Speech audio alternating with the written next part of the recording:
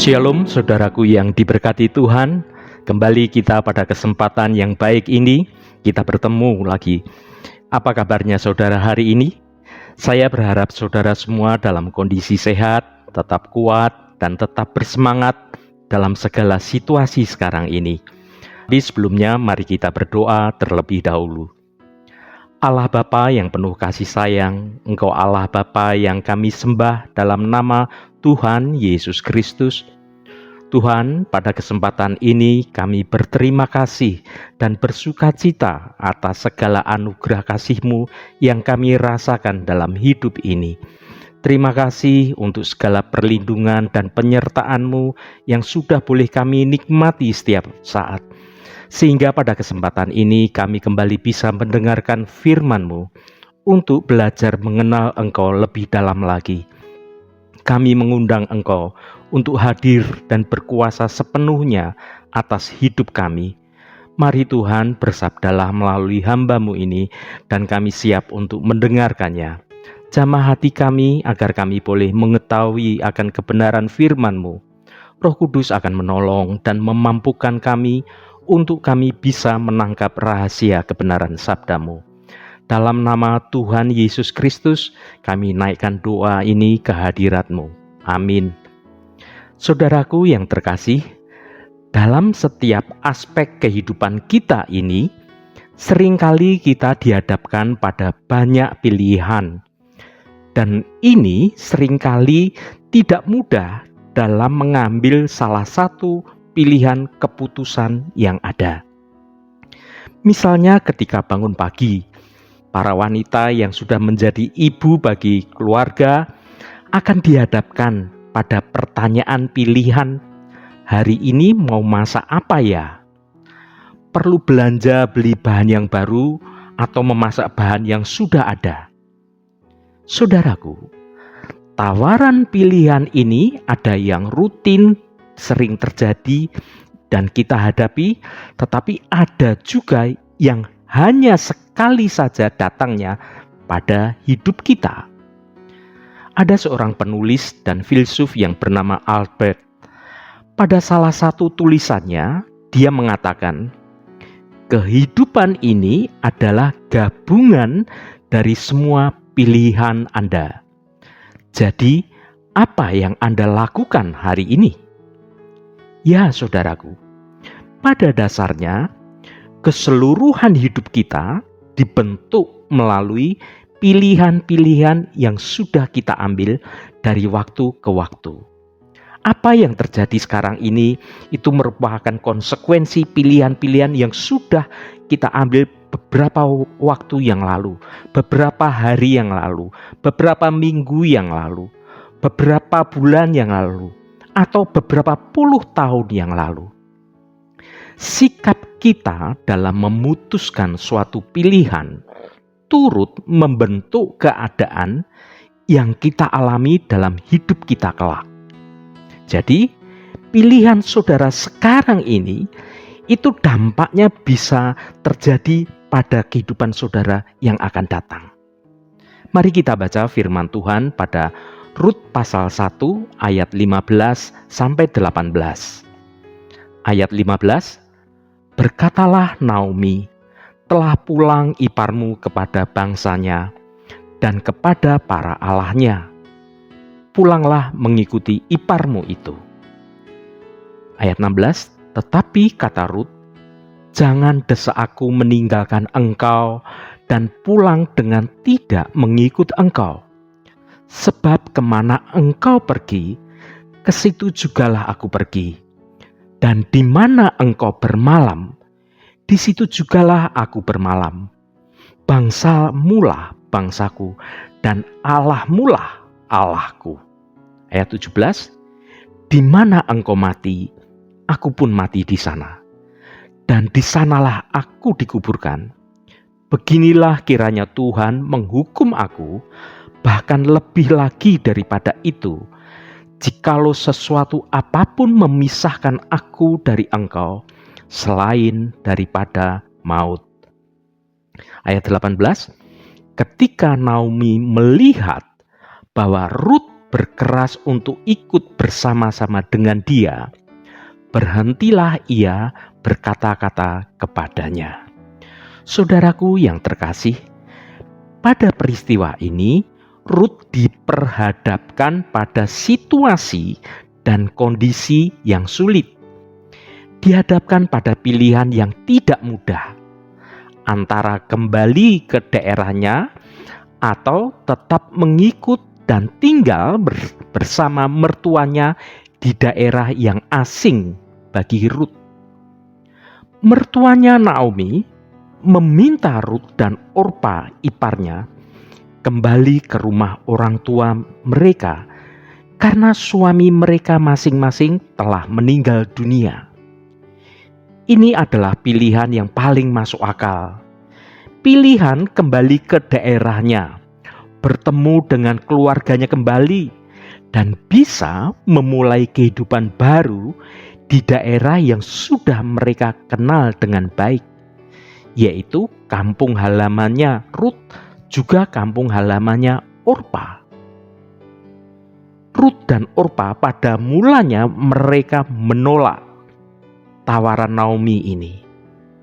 Namun Naomi mendesak terus mereka berdua, karena tidak ada alasan bagi mereka untuk tetap bersama dengan Naomi di negeri asing bagi Rut dan Orpa. Di daerahnya Naomi, Rut dan Orpa ini tidak memiliki orang-orang yang mereka kenal. Dan di tanah itu, Naomi sudah tidak punya apa-apa lagi. Akhirnya, dengan logikanya, Orpa pamit meninggalkan Naomi dan kembali ke kampung halamannya, bertemu dengan keluarga dan orang-orang yang dikenalnya sejak kecil. Namun tidak demikian dengan Rut. Rut ini memutuskan untuk tetap menyertai dan tinggal bersama Naomi. Ia bahkan rela meninggalkan bangsanya dan mengikuti Naomi tinggal di daerah yang asing. Bahkan bukan hanya tinggal di daerah asing, Rut juga ikut menyembah Allahnya Naomi. Sungguh, ini sebuah keputusan yang tidak main-main. Sebuah keputusan yang sulit, sekaligus juga keputusan yang sangat berani. Saudaraku, melalui keputusan itu, Tuhan mengubah dan mengarahkan jalan hidupnya Rut sampai akhirnya ia bertemu dan menikah dengan seorang pengusaha kaya yang bernama Boas. Dan meskipun Rut itu perempuan asing, Tuhan berkenan memakai keturunan Rut dalam karya penyelamatannya, yaitu Rut ini sebagai salah satu leluhur Yesus Kristus. Saudaraku, meskipun pilihannya sulit, namun dengan berani dan didasari rasa kasih dan setia pada mertuanya, Rut telah mengambil keputusan yang tepat. Sehingga pilihannya itu mengubahkan hidupnya secara keseluruhan. Bagaimana dengan kita saat berhadapan pada pilihan yang sulit dan kita harus mengambil keputusan? Apakah kita mengambil keputusan berdasarkan logika, daya pikir, kemampuan, dan insting kita saja? Atau kita berdoa menyertakan Tuhan untuk turut serta menuntun saudara dalam mengambil keputusan tersebut? Saudaraku, dalam situasi yang seperti inilah saatnya engkau melibatkan Tuhan dalam hidupmu. Jangan andalkan kepandaianmu, jangan andalkan instingmu, jangan andalkan hikmatmu, dan jangan andalkan analisamu. Tetapi libatkan Tuhan dan mintalah hikmat yang berasal dari Tuhan, agar kita dimampukan untuk memilih dengan arif dan benar. Sehingga dalam pilihan itu kita mengambil keputusan yang benar. Keputusan yang sesuai dengan rancangan Tuhan. Kiranya kita tidak tergoda, saudara tidak tergoda untuk memilih jalan yang serba nyaman saja menurut pandangan manusia, menurut kacamata dunia. Tetapi jalan yang meskipun tampaknya sulit, namun kalau jalan itu selaras dengan kehendak Tuhan, itu adalah jalan yang terbaik yang harus saudara pilih. Saudaraku, mengapa kita harus melibatkan Tuhan supaya keputusan kita selaras dengan rancangan Tuhan? Mari kita baca firman Tuhan pada Yeremia pasal 29 ayat 11. Sebab aku ini mengetahui rancangan-rancangan apa yang ada padaku mengenai kamu.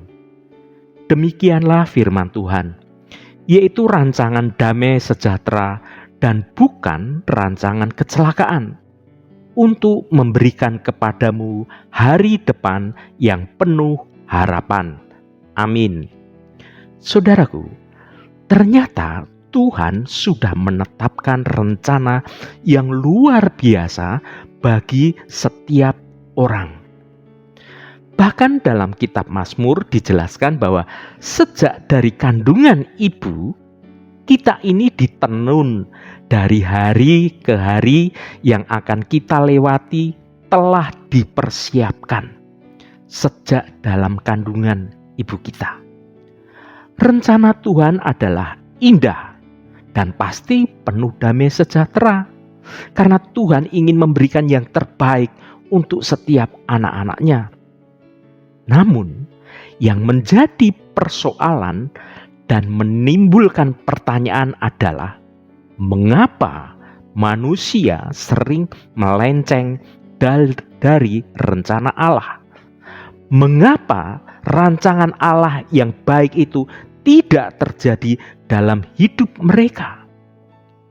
Mengapa manusia sering salah dalam memilih jalan hidupnya? Saudaraku, rencana Tuhan bukan hanya untuk dinanti, tetapi untuk dicapai, untuk bisa saudara nikmati. Bukan hanya nanti saat kita sudah bersama Tuhan, tapi justru itu dicapai dan saudara nikmati saat di dalam dunia ini. Dan untuk mencapai rencana Tuhan itu harus dilakukan dengan menempuh jalan ketaatan. Jika saudara mau mencapai rencana Tuhan yang besar, indah, dan dahsyat itu terjadi dalam hidupmu, maka engkau harus menyerahkan dirimu dalam pimpinan Tuhan.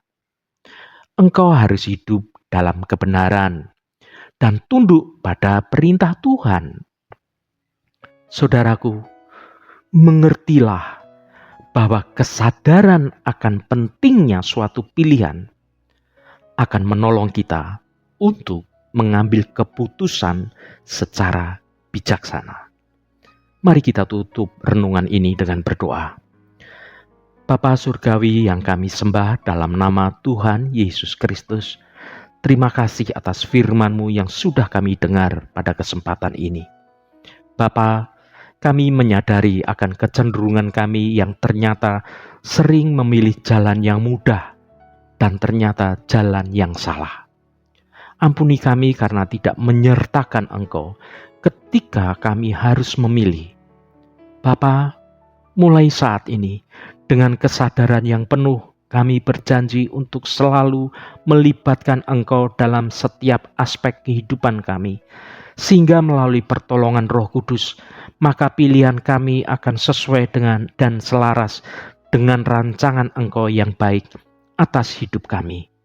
Bapa, terima kasih untuk peringatan yang Engkau sudah berikan kepada kami, supaya kami tidak mengandalkan kemampuan dan insting kami yang sering salah.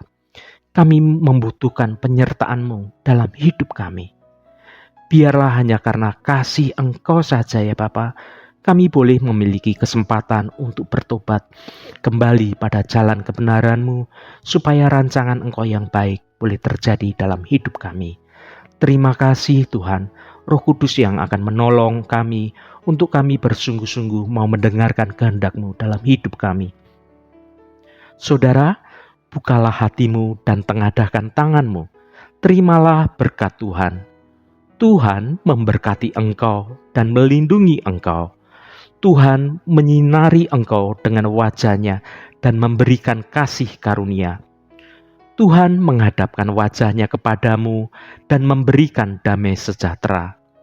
Berkat anugerah dari Bapa Surgawi, cinta kasih karunia dari Tuhan Yesus Kristus dalam persekutuan dan penghiburan Roh Kudus menyertai kita semua sekarang ini dan sampai selama-lamanya. Dalam berkat Tuhan Yesus Kristus. Haleluya. Amin. Puji Tuhan, saudaraku semua, saya percaya firman Tuhan hari ini sudah menjadi berkat yang luar biasa dalam kehidupan rohani kita untuk menuntun hidup saudara dan saya. Roh Kudus senantiasa menolongmu dan menuntunmu hidup dalam jalan kebenaran Tuhan. Haleluya. Amin. Jangan lupa bagikan renungan ini pada saudara, teman, dan sahabat Anda, agar mereka diberkati juga melalui renungan ini. Sampai bertemu kembali. Shalom. Tuhan memberkati.